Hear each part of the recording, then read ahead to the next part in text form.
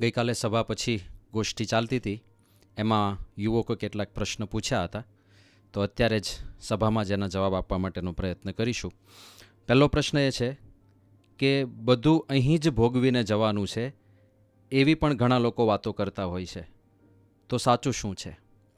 હવે આમ તો ગઈકાલે આપણે જે કર્મના સિદ્ધાંતની વાત કરી એ આની સાથે કોન્ટ્રાડિક્ટ થાય છે સીધો જ, કે બધું અહીં જ ભોગવીને જવાનું છે એ આપણો સિદ્ધાંત જ નથી.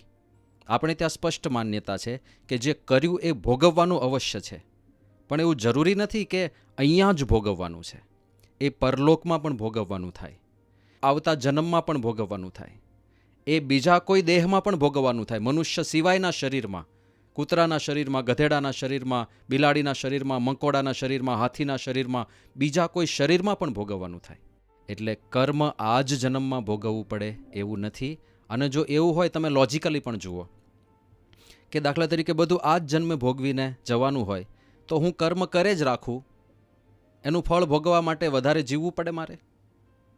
તો વધારે જીવે જ રાખું, પાછા નવા કર્મ કરે જ રાખું, વધારે જીવે જ રાખું, તો માણસની આવરદા અનંત હોવી જોઈએ, જો અહીંયાનું અહીંયા જ આ જ જન્મમાં ભોગવવાનું હોય તો. એટલે એવું નથી, એ પરલોકમાં પણ ભોગવવાનું થાય, અમુક તો સ્વપ્નમાં પણ ભોગવવાનું થાય.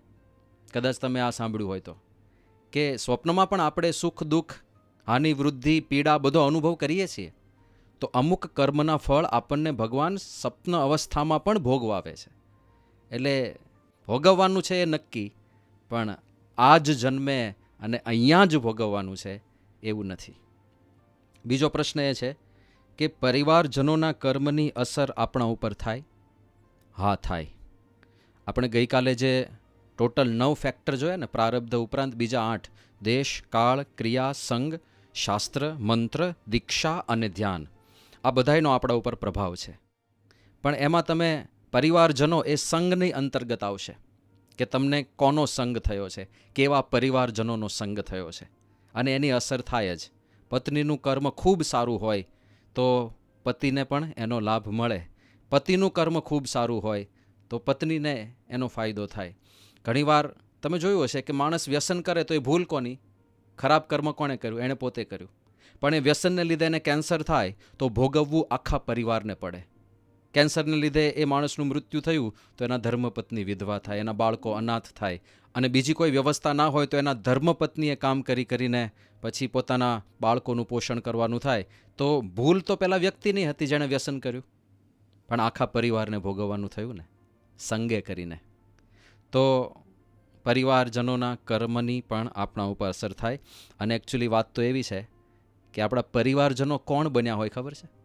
મોસ્ટલી ગયા જન્મમાં આપણો જેમની સાથે સૌથી વધારે કર્મ સંબંધ બંધાયો હોય ને, એ જ આપણા પરિવારજન બન્યા હોય. કારણ કે દાખલા તરીકે કોઈકની સાથે તમારા કર્મનું ઋણ બહુ વધારે છે, તમારા લગભગ 1000 જેટલા પ્રસંગો બન્યા છે એની સાથે, જેમાં અમુક પ્રસંગમાં તમે એને મદદ કરી છે ને અમુક પ્રસંગમાં તમે એને દુઃખી કર્યો છે, કાં તો 1000 પ્રસંગ એવા બન્યા છે જેમાં તમે એને દુઃખી જ કર્યો છે, કાં તો 1000 પ્રસંગ એવા બન્યા છે જેમાં તમે એને ખૂબ મદદ કરી છે. હવે એવો વ્યક્તિ તમારા પરિવારજન બનીને જ આવે, કારણ કે એને ભગવાન તમારી નજીક રાખે તો જ એ ઋણ ચૂકતે થાય ને. તમારી આસપાસમાં જ રાખવો પડે. તો કાં તો એ તમારો મિત્ર બને, કાં તો એ તમારો પરિવારજન બને, કાં તો એ તમારો પુત્ર બને, અને એની સાથે તમારે ઋણાનુબંધ હોય. એટલે જો કંઈક સારા કર્મો હોય તો તમને ભાગ્યશાળીપણાનો અનુભવ કરાવે કે વાહ, કેવો પુત્ર મને મળ્યો છે, કેટલો સંસ્કારી પુત્ર મળ્યો છે, અને એ પુત્ર થઈને તમને ખૂબ સુખ આપે. અને જો કર્મ સંબંધ એવો હોય ને ઋણાનુબંધ નેગેટિવ હોય તો એ એવો કુપુત્ર જન્મે કે તમને આખી જિંદગી હેરાન કરે ને તમને એમ થાય કે આના કરતાં તો પથરા પાક્યા હોત તો સારું હતું. એટલે કર્મ સંબંધ માટે જ મોટે ભાગે પરિવારમાં આવી વ્યવસ્થા થતી હોય છે. પણ પ્રશ્નનો જવાબ તો એ જ છે કે પરિવારજનોના કર્મનું ફળ એકબીજાને અસર કરતું હોય છે. બીજો એક પ્રશ્ન એવો છે કે મેં કોઈ કર્મ કર્યું તો એ નવું કર્મ કર્યું છે કે જૂના કર્મનું ફળ મળ્યું છે, એ કેવી રીતે ખબર પડે? આ બહુ સરસ પ્રશ્ન છે. કારણ કે દાખલા તરીકે તમને કોઈકે લાફો માર્યો, તો એ લાફો મારીને એણે નવું કર્મ ઊભું કર્યું, કે પછી ગયા જન્મમાં તમે એને લાફો માર્યો હતો એટલે આ વખતે એણે ઋણ ચૂકતે કરી દીધું? એ કયું કર્મ કર્યું ખબર પડે આપણને? એ આપણને ખબર ના પડે.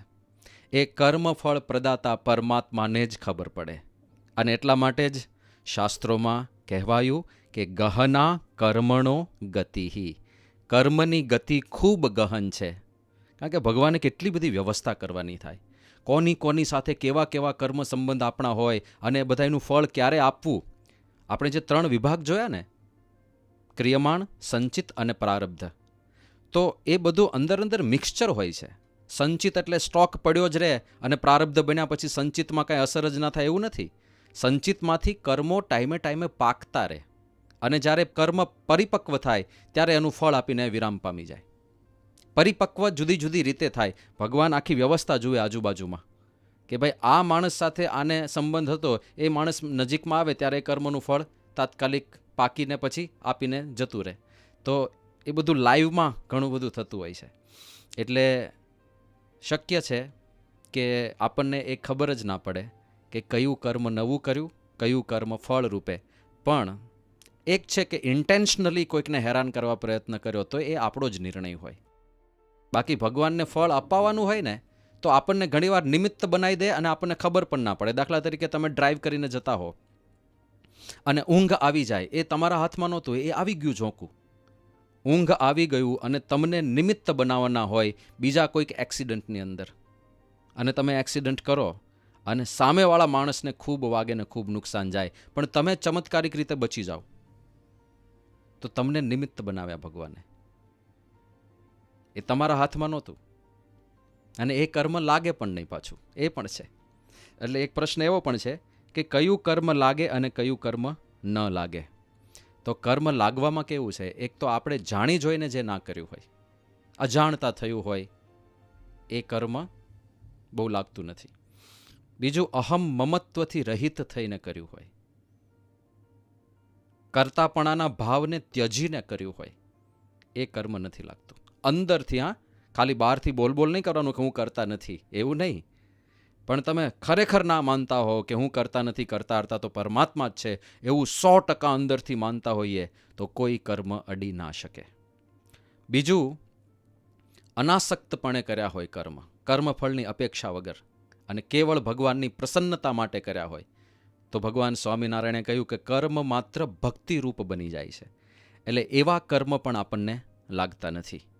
અને કર્મ લાગવા ન લાગવામાં તીવ્રતા પણ બહુ અગત્યની છે, ભાવના પણ બહુ અગત્યની છે. દાખલા તરીકે કોઈકને મારી નાખે તો ખૂનનું કર્મ લાગે, અમુક કેસમાં લાગે, અમુક કેસમાં ના પણ ના લાગે. ભાવના શું છે? દાખલા તરીકે ઘણીવાર કર્તવ્યની ભાવના હોય. ભારત દેશનો સૈનિક યુદ્ધ ફાટી નીકળે અને પાકિસ્તાનના સૈનિકને મારી નાખે. કઈ ભાવના છે? કર્તવ્યની ભાવના છે. મારા દેશની રક્ષા કરવી એ મારું ઉત્તરદાયિત્વ છે, મારો ધર્મ છે, મારું કર્તવ્ય છે. તો એ પાપ એને નથી લાગવાનું. પણ કોઈક કાતિલ હોય, એ કોઈકને છરો મારી દે, મારી નાખવાના ભાવથી છરો મારી દે, પણ છતાં પેલો મરે નહીં ને બચી જાય, પણ એની ભાવના મારી નાખવાની હતી, તો એને મારી નાખવાનું જ પાપ લાગે.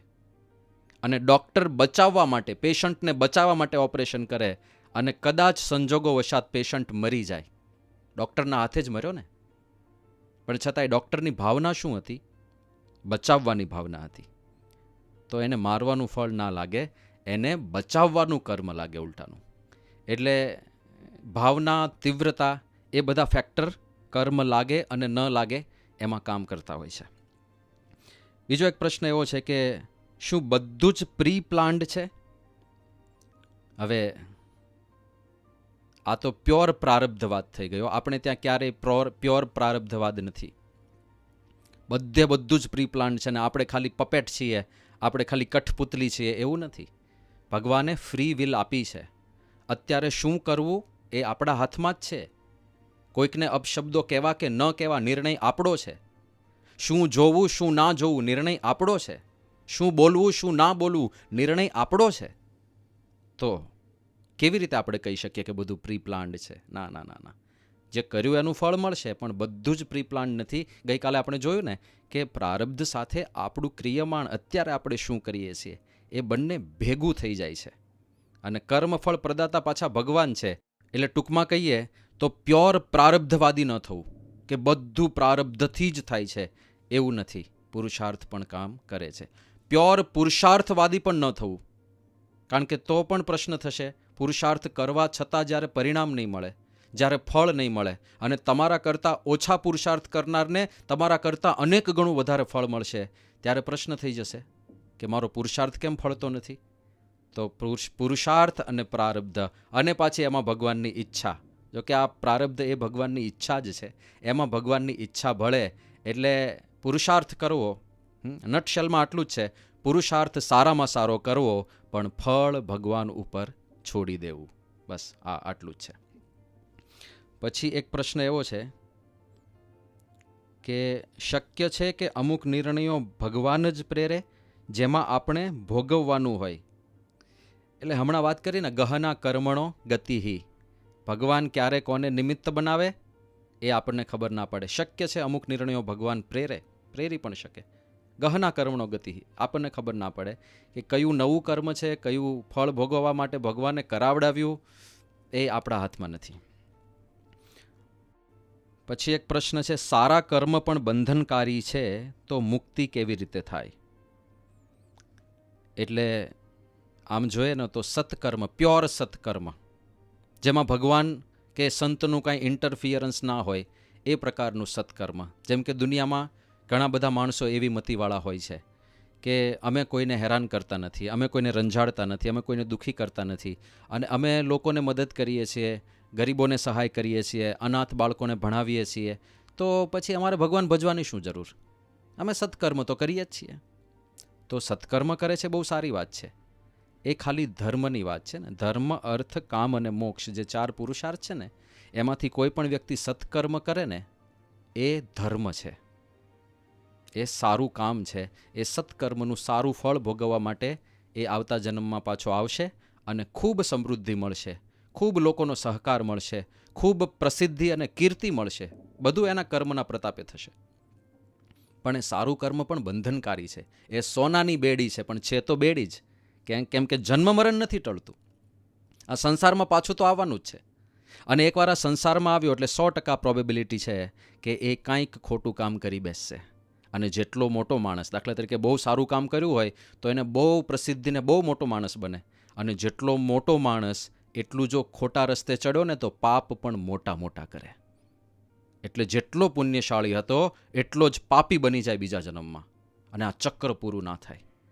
તો આ કર્મફળ, સારાનું સારું કર્મ, નરસાનું નરસું કર્મ, આ ચક્ર પૂરું ક્યારે થાય? કર્મનું છેદન કે ભેદન કે કર્મને બાળીને ભસ્મ કરી શકે એવી કઈ શક્તિ છે? ત્યાં ભગવાન અને ભગવાનના સાચા સંત આવે છે. ત્યાં ભગવાન અને ગુરુ પિક્ચરમાં આવે છે. એ એટલી મોટી વસ્તુ છે કે કર્મને બાળી શકે. બાકી નથી બળતા કર્મ. હા, બ્રહ્મવૈવર્ત પુરાણમાં કહ્યું છે કે અવશ્યમેવ ભોક્તવ્યમ કૃતમ કર્મ શુભાશુભમ. શુભ અને અશુભ કર્મ જે આપણે કર્યું હોય એ અવશ્યમેવ ભોક્તવ્યમ, 100% ભોગવવું જ પડે.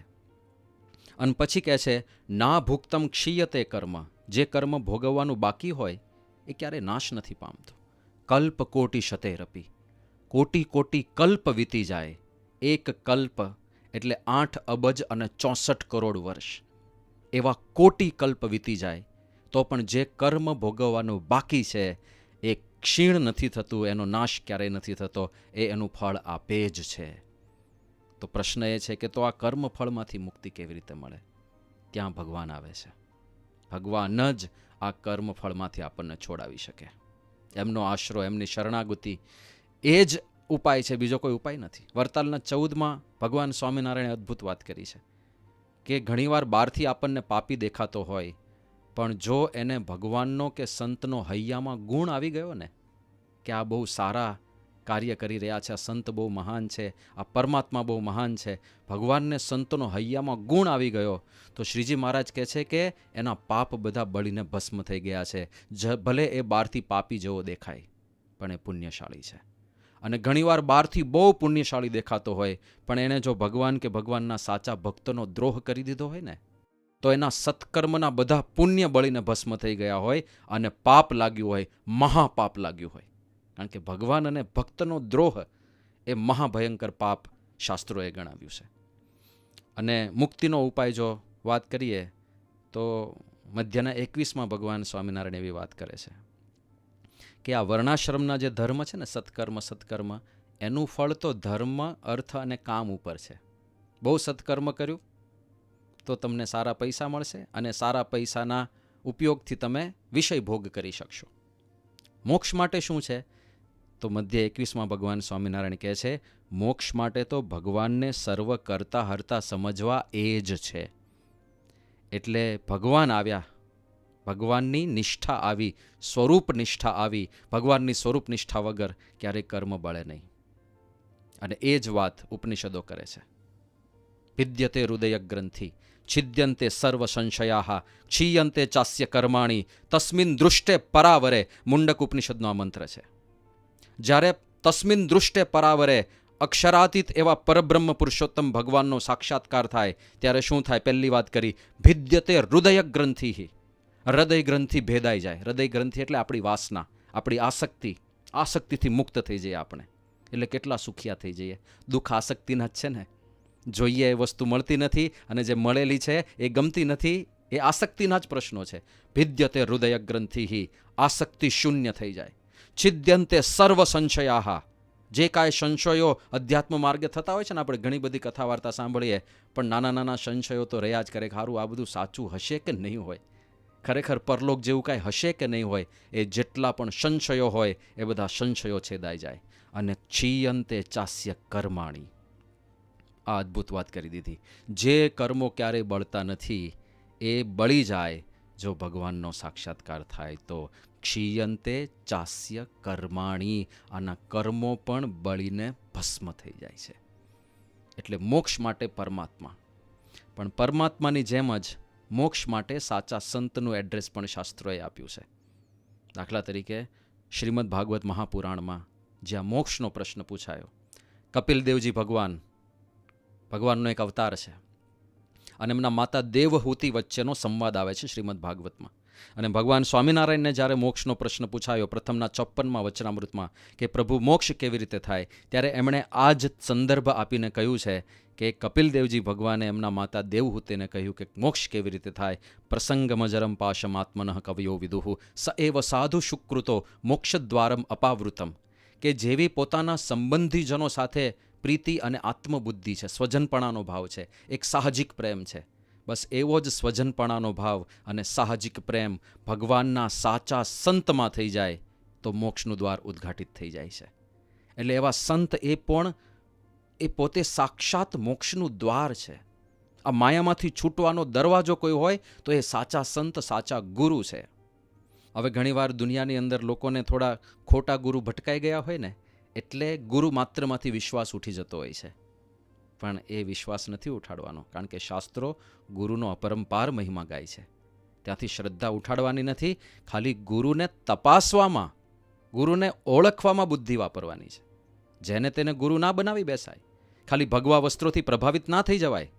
સીતા માતાએ એક સાધુને ઓળખવામાં ભૂલ કરી, રાવણ સાધુના વેશે જ આવ્યો હતો ને, અને આખી જિંદગી દુઃખી થવું પડ્યું. એ એક ઘટના બની, એક ખોટા સાધુમાં વિશ્વાસ રાખી બેઠા માતા સીતા, પછી જીવનભર સુખ નથી થયું. વિયોગ વિયોગ વિયોગ. તો ઓળખવામાં 100% ધ્યાન રાખવું, પણ સંપૂર્ણ ઉન્મુખ ના થઈ જવું. આવા શબ્દો તમને સંસારમાં બહુ સાંભળવા મળશે કે આપણે કોઈ વચેટિયાની જરૂર નહીં, આપણે સીધા ભગવાન સાથે કનેક્ટ થઈએ. તો પછી શાસ્ત્રો બધા જ ખોટા પડશે. ગુરુર બ્રહ્મા, ગુરુર વિષ્ણુ, ગુરુર દેવો મહેશ્વર, એ બધો મહિમા તમે કોનો સમજશો? મુંડક ઉપનિષદમાં જ કહ્યું, તદ વિજ્ઞાનાર્થમ સ ગુરુમેવાભિગચ્છેત સમિત પાણી. એ ભગવાનને જો જાણવા હોય, તદ વિજ્ઞાનાર્થમ, એ ભગવાનનું જ્ઞાન પ્રાપ્ત કરવું હોય તો સ ગુરુમ એવ અભિગચ્છેત, ગુરુ પાસે જ જવું પડે. એવ મૂક્યો જકાર, જ્યારે જકાર આવે ત્યારે સમજવાનું કે ફરજિયાત છે. ગુરુમ એવ અભિગચ્છેત, ગુરુ પાસે જ જવું પડે. અને એનો અન્વય જુદી રીતે કરો, ગુરુમ અભિગચ્છેદ એવ, ગુરુ પાસે જવું જ પડે. તો એવું શાસ્ત્રો સ્પષ્ટ કહે છે. એટલે ગુરુનો નકાર, ગુરુનો નિષેધ નથી, પણ સાચા ગુરુ, સાચા સંત, એ સત્યતાની પરખ કરવાની છે બધા લક્ષણો દ્વારા. નિર્માન મોહા જિતસંગ દોષા અધ્યાત્મ નિત્યા વિનિવૃત્ત કામા દ્વંદ્વેર વિમુક્તા. આવા મળી જાય જ્યાં અહંકાર ના હોય, જ્યાં લૌકિક આસક્તિ ના હોય, જ્યાં અહમ અને મમત્વ ના હોય, જ્યાં કપટ કે દંભ ના હોય, આવા કોઈ સંત મળી જાય એને ગુરુ કરવા આપણે ખરેખર ભાગ્યશાળી છીએ. એવા સંત પ્રમુખ સ્વામી મહારાજને આપણે નજરે જોયા અને એવા સંત મહંત સ્વામી મહારાજ અત્યારે આપણને મળ્યા છે. શાસ્ત્રોમાં સૌથી દુર્લભ કોઈને માનવામાં આવ્યા હોય તો એ આવા સંતને માનવામાં આવ્યા છે અને એ દુર્લભતમ વસ્તુ આપણને મળી ગઈ છે. એટલે યોગી બાપા જે કહેતા ને કે આ બ્રહ્માંડમાં આપણા તુલ્ય ભાગ્યશાળી માનો એ જ ભૂલ્ય. કારણ કે સાચા સંત મળવા બહુ મોટા ભાગ્ય હોય તો જ ઓળખાય, બાકી બધાને ઓળખાય નહીં. નેક્સ્ટ પ્રશ્ન એને અનુરૂપ જ છે કે અમુક લોકોને તરત જ સત્સંગ થઈ જાય છે, અમુક લોકોને સત્સંગ થતો જ નથી, એનું કારણ શું છે? હવે શાસ્ત્રોમાં દૈવી અને આસુરી જીવોની વાત કરી છે. અમુક દૈવી જીવો હોય, અમુક આસુરી જીવો હોય. દૈવી જીવોએ ખૂબ સાધના પૂર્વજન્મમાં કરેલી હોય એટલે એનામાં એ દૈવત હોય. દૈવત એટલે સાત્વિકપણું હોય. ખાલી એવા સાચા સંતનો યોગ થઈ જાય એટલે તરત જ એનું જે આખું પુણ્ય હોય ને એ પુણ્યનો ઉદય થઈ જાય. અને અમુક આસુરી જીવો હોય, એ આસુરી જીવોને કદાચ સામે મુખોમુખ ભગવાન મળી જાય તોય એ ભગવાનનો દ્રોહ જ કરે, એ ભગવાનને ઓળખી ના શકે ક્યારે. તમે જુઓ રાવણનું પરિવર્તન ના થયું, રાવણનું પરિવર્તન ના થયું, કંસનું પરિવર્તન ના થયું, શિશુપાળનું પરિવર્તન ના થયું, સાક્ષાત ભગવાન મળ્યા તોય પરિવર્તન ના થયું, કારણ કે આસુરીપણું એમની અંદર હતું. નારદજી પણ ઘણા બધાને મળ્યા છે. દાખલા તરીકે નારદજી વાલ્મીકી ઋષિને મળ્યા જે પેલા લૂંટફાટ કરતા હતા, પણ નારદજી મળ્યા અને વાલ્મીકીજીનું 180 ડિગ્રી પરિવર્તન થઈ ગયું, મહાન ઋષિ બની ગયા. તો નારદજી વાલ્મીકીજીને મળ્યા તો ઋષિ બન્યા, પણ એ જ નારદજી હિરણ્યકશિપુને પણ મળ્યા હતા, એમાં કોઈ પરિવર્તન ના થયું, એમાં કોઈ ફેરફાર ના થયો. તો સંત જ મળ્યા ને, નારદજી સંત છે, ભગવાનના બહુ મોટા ભક્ત છે, છતાંય એકમાં પરિવર્તન થયું, એકમાં ના થયું. આવું કેમ થયું? કારણ કે એકમાં દૈવીપણું હતું, એકમાં આસુરીપણું હતું. તો દૈવી જીવ ગમે તેટલો નીચ કક્ષાનો ઘણીવાર દેખાતો હોય, એ દૈવી હોય, ભગવાનને સંત મળે તો એના પુણ્ય ઉદય થઈ જાય. જોબન પગી મહા લૂંટારો હતો, કેવો ભયંકર લૂંટારો, છેક કલકત્તા સુધી એનું તીર ચાલે, એની ધાક હતી કલકત્તા સુધી. પણ ભગવાન સ્વામિનારાયણ મળ્યા તો એવા ભક્તરાજ બન્યા, ભક્તરાજ જોબન પગી તરીકે ઓળખાય. અને ભગવાનમાં એવી પ્રીતિ બંધાય કે ભગવાનનું સ્મરણ ભૂલાઈ જાય તો પ્રાણ પંખેરું એમનું ઉડી જાય, ત્યાં સુધીની પ્રીતિ બંધાઈ ગઈ. તો બહુ મહાન ભક્ત. પણ એની સામે અમદાવાદનો સૂબો, વડોદરાનો દીવાન, એ બધા પણ હતા. ભગવાન સ્વામિનારાયણને એ લોકોએ નજર જોયા, પણ અંતરમાં આટલો પણ સ્પાર્ક ના થાય. એ આસુરીપણું છે. એટલા માટે અમુક લોકોને સત્સંગ તરત લાગી જાય, અમુક લોકોને ના લાગે તો ના પણ લાગે. પણ કાયમી કોઈ દૈવી કે આસુરી નથી હોતું. વધારે આસુરીપણું આવે છે જ્યારે તમે કોઈ મહાન વ્યક્તિઓને દુખવો. ભગવાન સ્વામિનારાયણે કાર્યાણીના બીજામાં કહ્યું છે કે આસુરી બુદ્ધિ ક્યારે થાય? તો એમણે કહ્યું કે લોકમાં કહેતા નથી કોઈનો ફિટકાર લાગ્યો છે આને. પછી એમણે શું વાત કરી કે એક તો ગરીબને દુખવ્યો હોય, ગરીબને કલ્પાવ્યો હોય. ગરીબ એટલે જેનો સ્વભાવ ગરીબ હોય, બિચારો લાચાર માણસ હોય, અને એને તમે વધારે દુઃખ આપો સામેથી, ઇન્ટેન્શનલી, અને એના મનમાંથી હાય નીકળી ગયો હોય કે હાય હાય, આવા માણસો, અને એ હાય છે ને એ શાપ રૂપે લાગતી હોય છે. પછી બીજી વાત ભગવાન સ્વામિનારાયણ કરે છે કે મા બાપને દુખવ્યા હોય અને મા બાપના મનમાંથી હાયકારો નીકળી ગયો હોય. અને ત્રીજી વાત એમણે કરી કે એવા સંતનો દ્રોહ કરી દીધો હોય, ભગવાનના ભક્તનો દ્રોહ કરી દીધો હોય. તો એ જે હાય લાગે છે ને એનાથી માણસની મતિ આસુરી થઈ જાય છે. જો ને જય અને વિજય ભગવાનના પાર્ષદો હતા, પણ સનકાદિક ઋષિનો દ્રોહ કર્યો તો 3 જન્મ અસુરીઓનીમાં લેવા પડ્યા ને. દંતવક્ત્ર, શિશુપાળ, રાવણ, કુંભકર્ણ અને હિરણ્યકશિપુને હિરણાક્ષ, આ 3 જન્મ લીધા આસુરી શરીરમાં. ભગવાનના ભક્તો જ હતા, જય અને વિજય, ભગવાનના વૈકુંઠમાં દ્વારપાળ હતા. પણ સંતનો દ્રોહ થયો તો એ પાપ બહુ મોટું લાગે છે. એટલે એ બધામાં ધ્યાન રાખવાનું છે, એવું કાંઈ ના થઈ જાય આપણાથી. અને એટલા માટે જ ભગવાન સ્વામિનારાયણે આપણને બધાને તો એક આજ્ઞા રોજ એક દંડવટ અધિક કરવાની કરી. રોજ આપણા નિત્ય નિયમના 5 દંડવટ પૂજામાં કરતા હોઈએ તો આપણને મહારાજે આજ્ઞા કરી કે એક દંડવટ અધિક કરજો, કે જાણે અજાણે કોઈ ભક્તનો દ્રોહ થઈ ગયો હોય, કોઈ ભક્તનું અપમાન થઈ ગયું હોય તો એનું નિવારણ કરજો. હે પ્રભુ, મને માફ કરી દેજો, કારણ કે બહુ મોટું પાપ હોય છે. પછી એક પ્રશ્ન છે, ભક્તોને પણ પ્રારબ્ધના દુઃખ આવે? હા, ભક્તોને પણ પ્રારબ્ધના દુઃખ આવે. ભગવાને ગુણાતીતાનંદ સ્વામીએ એમની વાતમાં કહ્યું છે કે પ્રારબ્ધ તો ભોગવવું પડશે, કારણ કે આપણે જે કરેલું છે એ તો શૂન્ય કેવી રીતે થઈ જાય, એ તો ભોગવવું જ પડે. પણ ભગવાન સ્વામિનારાયણે એક કન્સેશન આપણને આપી દીધું કે ભગવાનના ભક્ત હોય, ખરેખરા ભક્ત, તો એનું શૂળીનું દુઃખ પરમાત્મા કાંટે કરીને ટાળતા હોય છે.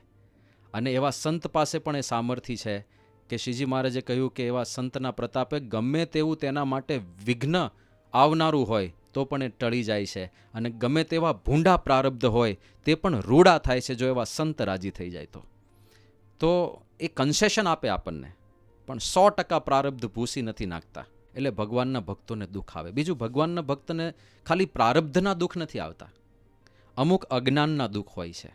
આપણને આખું ચિત્ર સ્પષ્ટ ના હોય એટલા માટે આપણે એને દુઃખ માનતા હોઈએ છીએ, એ દુઃખ હોતું જ નથી. બીજું, આપણને ઘણીવાર શુદ્ધ કરવા માટે દુઃખ આપે, તાવવા માટે. જેમ સોનાને શુદ્ધ કરવું હોય તો એને ધગધગાઈને ગરમ કરવું પડે, આખું ઓગાળી નાખવું પડે, પછી એનું શુદ્ધિકરણ થાય. એમ આપણને બધાઈને આપણા અંતરની મલિનતા ટાળીને ભગવાન એમના ધામમાં બેસાડવાના છે. અપુનરાવૃત્તિ લક્ષણ એમનું ધામ છે, પછી ક્યારે પૃથ્વી પર આવવાનું નથી. એમણે એમના અક્ષરધામ વિશે આ વાત કરીને કે જે ધામને પામીને પ્રાણી પાછું પડવાનું નથી રે. જે ધામને પામીને ક્યારેય પાછું નથી પડવાનું, એ ધામમાં મારે લઈ જવા છે, શુદ્ધ કરીને જવું પડે. તો આપણું અંતઃકરણ શુદ્ધ કરવા માટે ઘણીવાર એ આપણને દુઃખ આપતા હોય છે, આપણી કસોટી કરવા ઘણીવાર આપણને દુઃખ આપતા હોય છે. તો દર વખતે પ્રારબ્ધના દુઃખ નથી હોતા, પણ આપણે હંમેશા રાજી રહેવું કે ભગવાન ક્યારેય મારું અહિત નથી કરવાના. કાં તો મારું અંતઃકરણ શુદ્ધ કરશે, કાં તો મારું ભૂંડું પ્રારબ્ધ એ ટાળી દેશે, અને કાં મને એકદમ ચોખ્ખો કરીને એમના ધામના સુખે સુખ્યો કરવા માટે એ મારી કસોટી કરી રહ્યા છે, એના માટે દુઃખ આવે છે. એવી સમજણ રાખીને હંમેશા પ્રસન્ન રહેવાની વાત છે. તો આટલા પ્રશ્નો હતા. તો જે કાંઈ વાત થઈ તે આપણા સૌના અંતરમાં સ્થિર થાય, અને આપણને એવા સાચા ગુરુ મળ્યા છે, સાચા સંત મળ્યા છે, એમની યથાર્થ આપણને ઓળખાણ થાય, એમનો નિશ્ચય આપણને થાય, અને એમની જે આજ્ઞા છે એ આજ્ઞા પાળીને આપણે પરમ શુદ્ધ થઈને ભગવાનના ધામના અધિકારી બની શકીએ. એ જ એમના ચરણોમાં પ્રાર્થના કરીએ.